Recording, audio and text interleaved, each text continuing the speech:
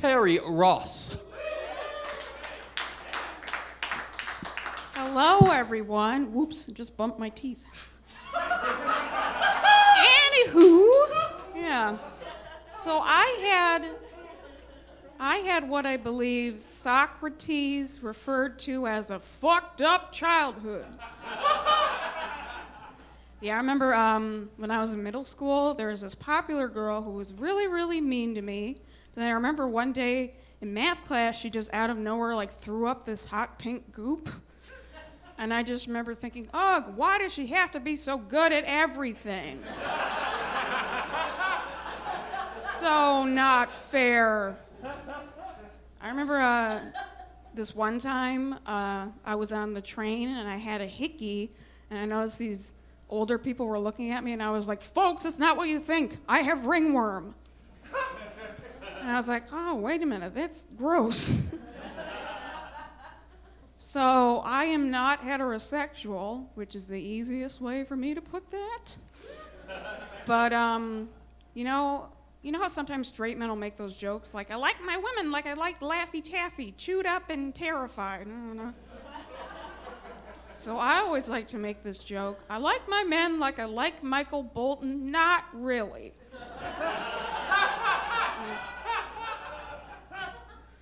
Ooh.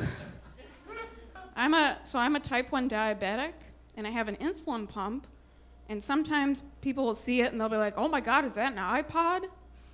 And I'm like, yes, it is an iPod, and it plays Candy by Mandy Moore whenever I'm in trouble.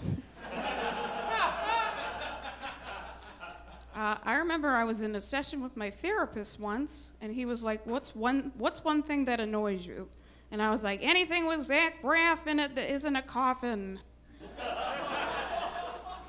Yeah, I know that's mean.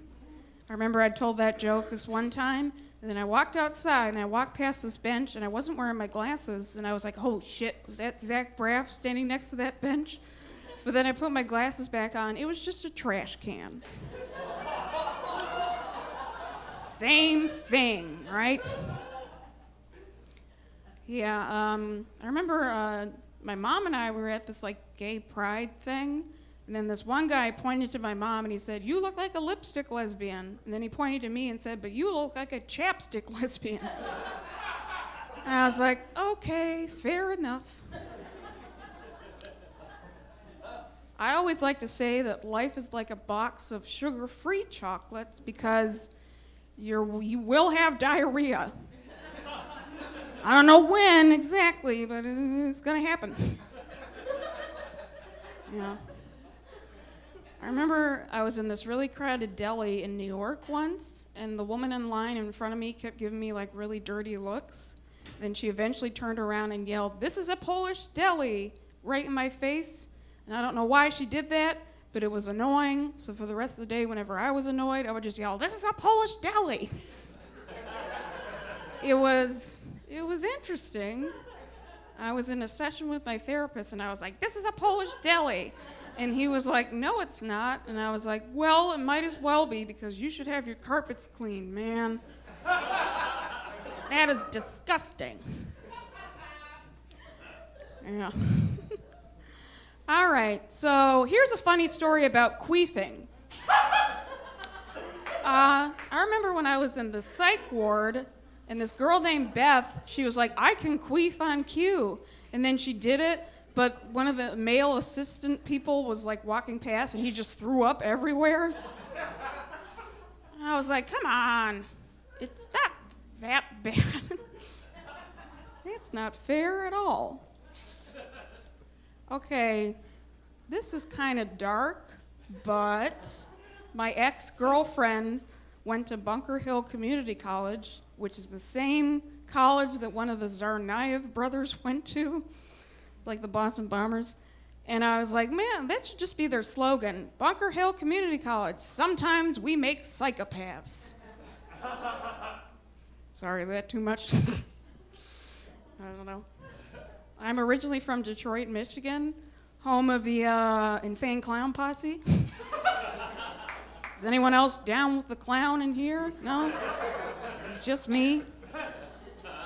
So my parents are very, very, very conservative, but like even they hate Betsy DeVos.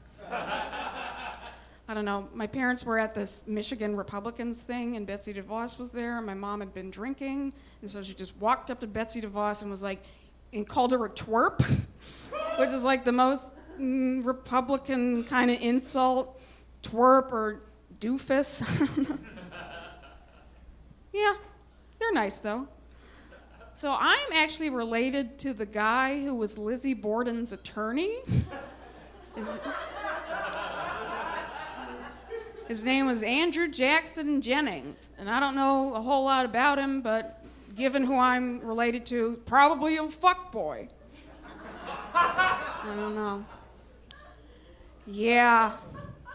I also share a birthday with a person who's only known as the Virginia Butt Slasher.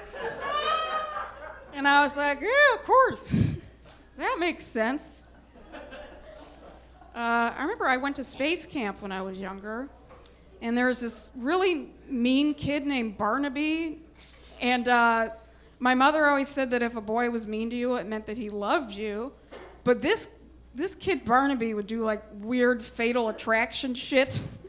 He'd always steal my badge and then drop it in the toilet in the boys' room, so I'd always have to walk around with my potty fresh badge, making no friends. But when my mom, so this was in Huntsville, Alabama, and my mom, when she picked me up, she'd been drinking, because the South, and then I told her about Barnaby, and she was like, can you imagine if your mother named you Barnaby? And I was like, well, I can't, but he can, and Barnaby was standing right behind my mother in tears. I was like, that's what you get, you fucking son of a bitch. All right. I was reading a story about how the schizophrenic man in Alaska, I think, murdered his entire family because someone he only referred to as the white woman told him to do it. And I was like, geez, white women really got to get it together. You keep ruining the coolest stuff like sushi and yoga and feelings. Anyways, thanks a lot, everyone. I've been Carrie Ross.